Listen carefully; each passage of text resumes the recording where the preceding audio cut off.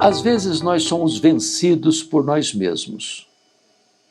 Não raro, o maior inimigo que nós enfrentamos é aquele que vemos diante do espelho.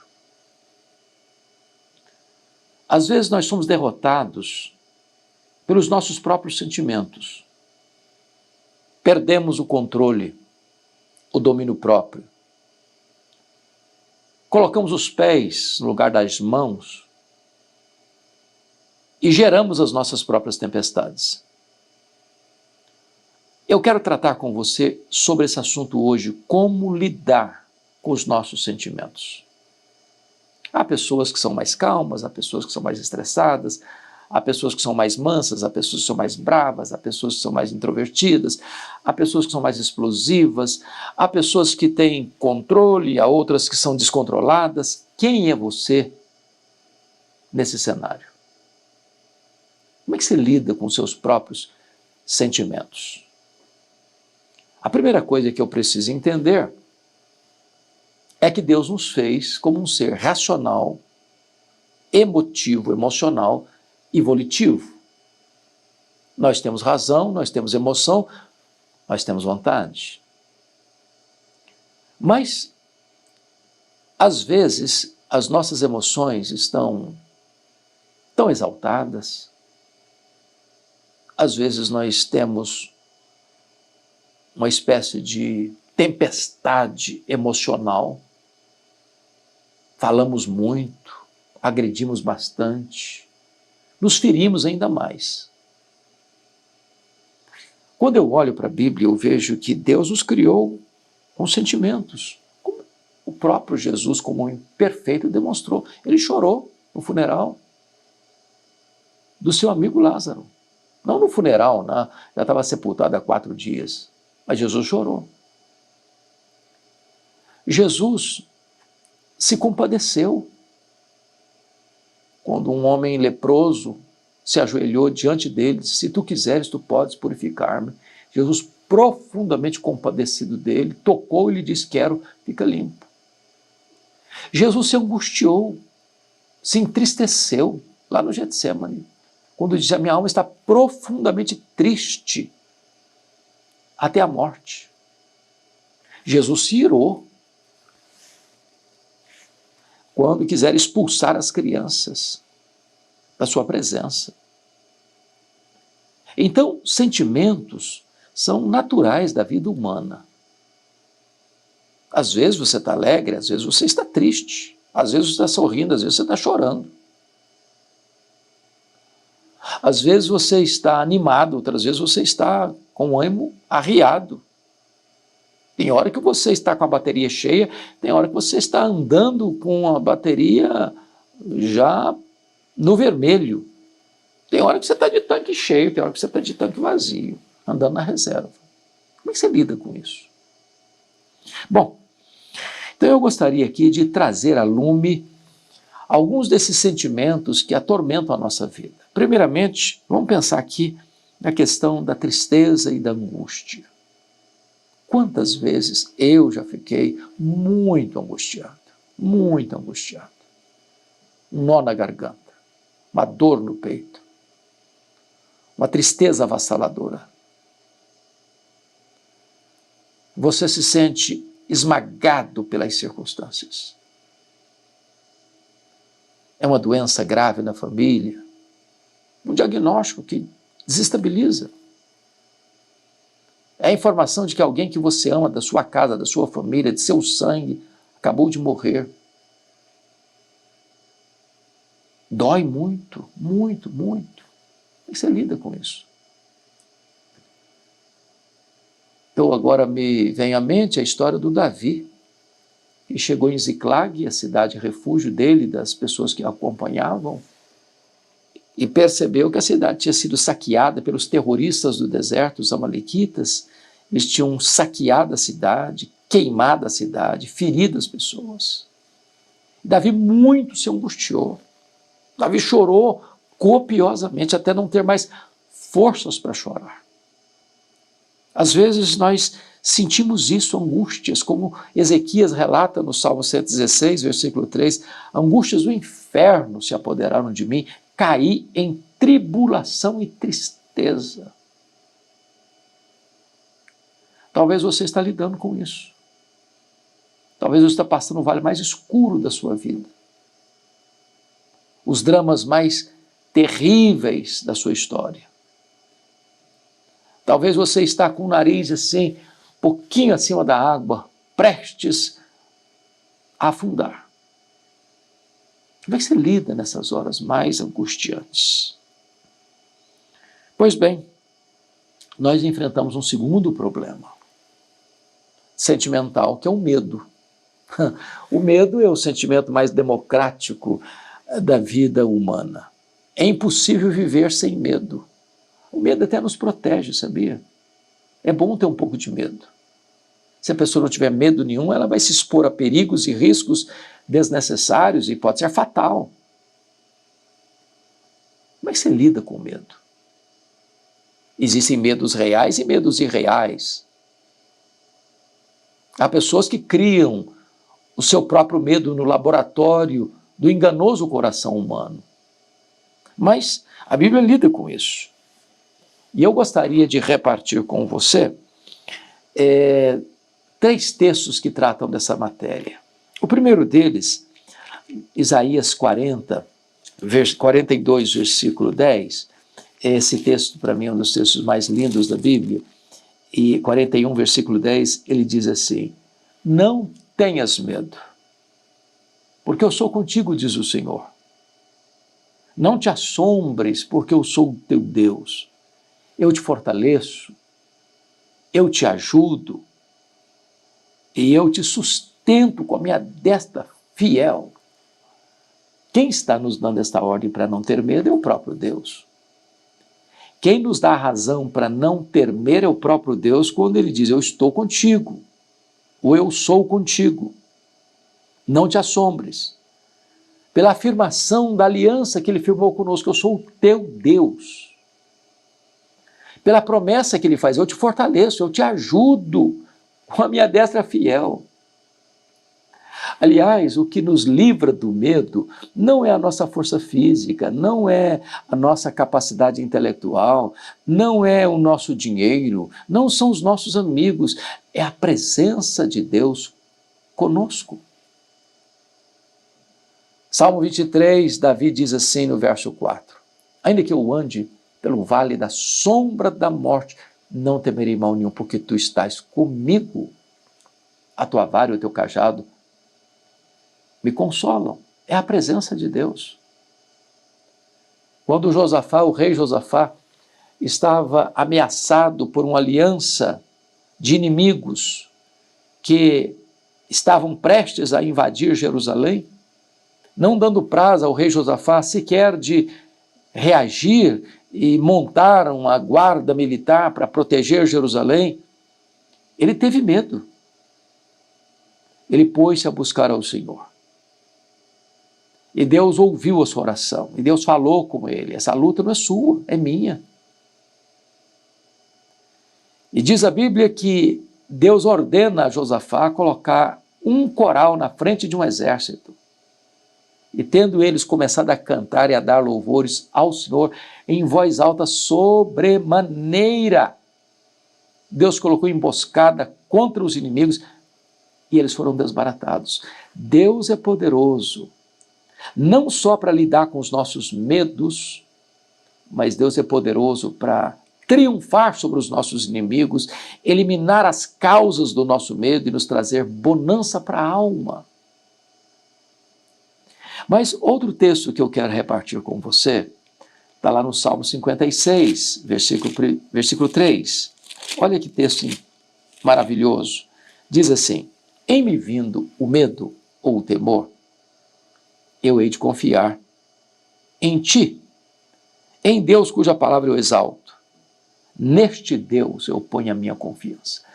O que o salmista está aqui pontuando, e este é um salmo de Davi, é o seguinte: em me vindo o temor, ele está admitindo que o medo pode assaltar o seu coração. Ele está entendendo que há situações na vida em que você não tem como livrar-se do ataque do medo. Ele está também admitindo que há momentos em que o medo é tão grande, é tão forte, é tão poderoso, que nós não temos forças para lutar contra ele com as nossas próprias ferramentas, armas, estratégias. Por isso ele diz, em me vindo o temor, eu hei de confiar em ti. Temor vem, o medo vem, mas você pode confiar em Deus. Eu fico me lembrando agora, mais recentemente, dos anos 2020, 2021, quando o mundo foi assolado pela pandemia. Gente morrendo no mundo todo, gente da família, sucumbindo diante daquele ataque viral terrível. Quanto medo, quanta angústia. Eu mesmo fui acometido do vírus. E passei momentos difíceis, muito difíceis, de você tentar respirar e não conseguir, de faltar a você aquilo que é de graça, mas é vital, que é o ar dos seus pulmões. O medo, nestas horas, nos apanha, nos encurrala, enfia os seus tentáculos em nós.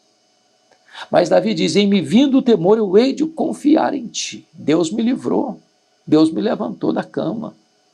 Deus tem me livrado de outros temores, e a você também.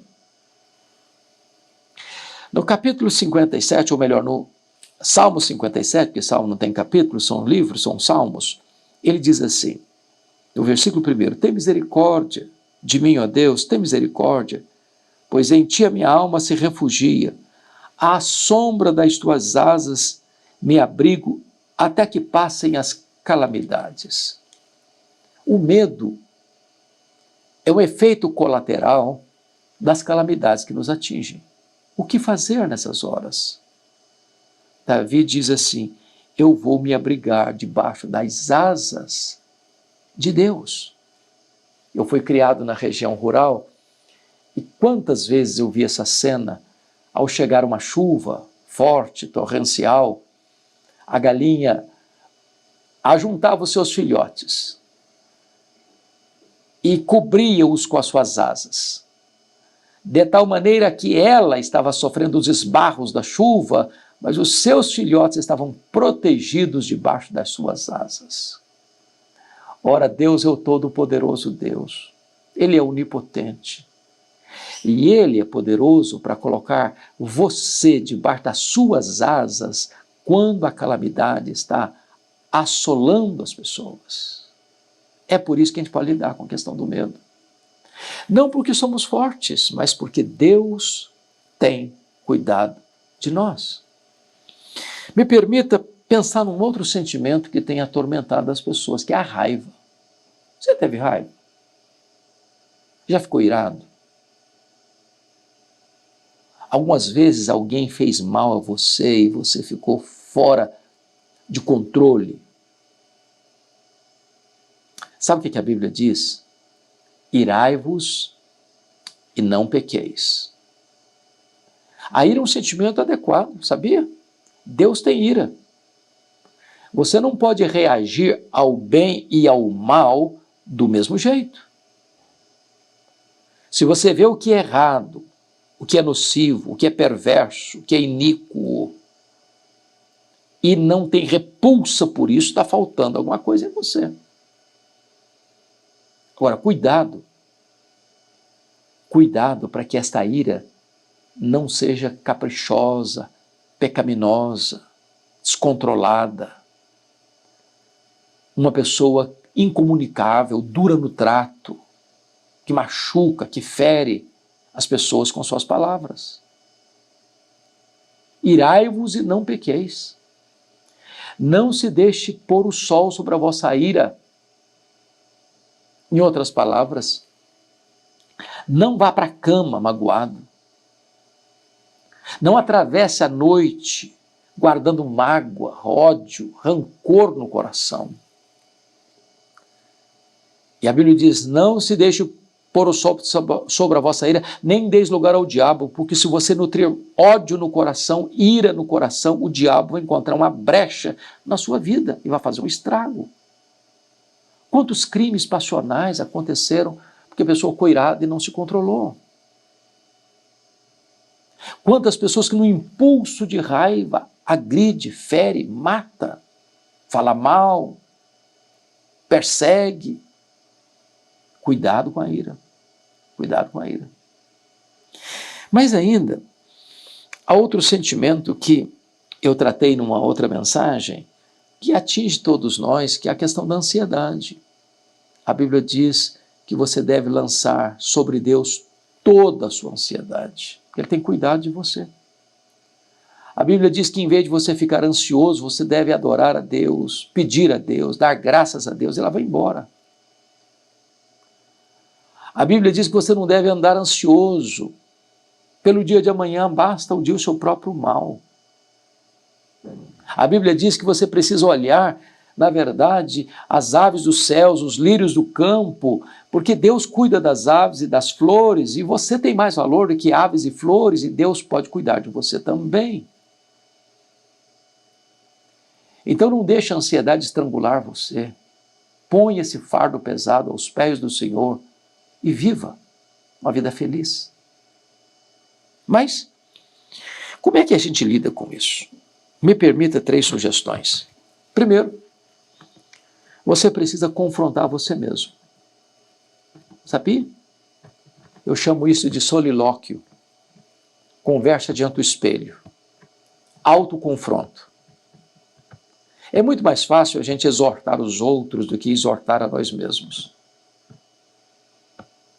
E a Bíblia diz assim, Davi, o salmista afirmando assim, volta minha alma ao teu sossego, pois o Senhor tem sido generoso para contigo. Porque estás abatido a minha alma, porque tu te perturbas dentro de mim. Espere em Deus, eu ainda o louvarei. Ou seja, tem hora que você precisa agarrar você mesmo pelas golas, dar uma balançada em você mesmo. Acorda, para com essa inquietação, para com essa angústia, para com esse medo. Olha para Deus, veja como Ele já tem sido generoso com você. Para que você está andando angustiado? Fala com você mesmo, fala diante do espelho. Confronte você mesmo, exorte você mesmo. Relembre você mesmo quem é Deus, o que já tem feito por você. Então esse é um exercício importante para você lidar com seus sentimentos, é confrontar o seu próprio coração. Segundo lugar, é muito importante você orar a respeito disso. Está lá em Tiago, capítulo 5, está alguém sofrendo? Faça oração.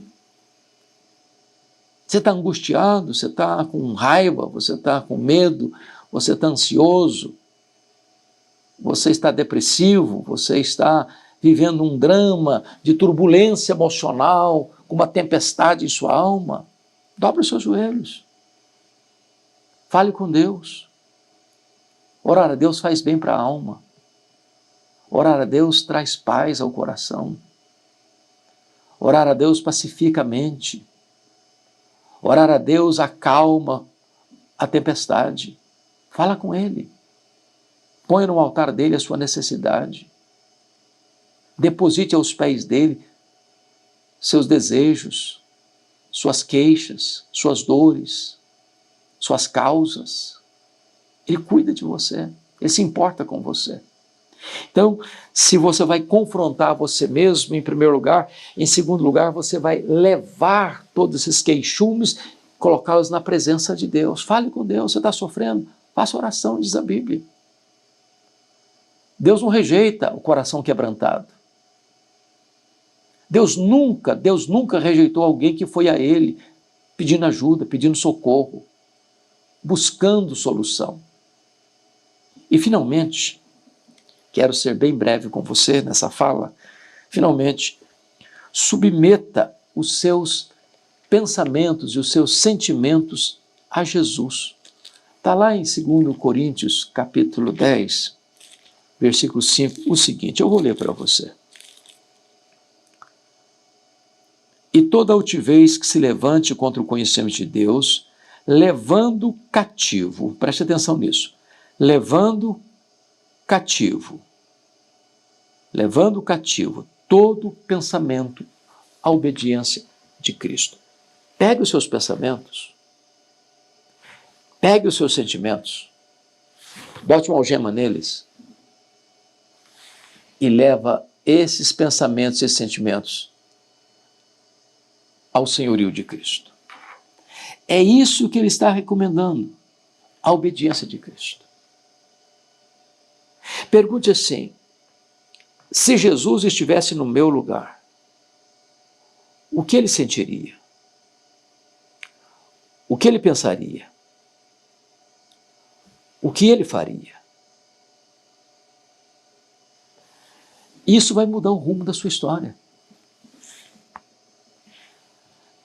É pegar esse pensamento e levá-lo cativo à obediência de Cristo. Eu quero obedecer a Cristo. Eu quero honrar a Cristo. Eu quero fazer o que Cristo faria. Então você vai realinhar seus pensamentos. Então você vai realinhar os seus sentimentos. Então você vai andar como Cristo andou, sendo o imitador de Cristo. Jesus disse: aprendei de mim, porque sou manso e humilde de coração. Meu ardente desejo é que Deus ajude você a lidar com seus sentimentos. Por quê?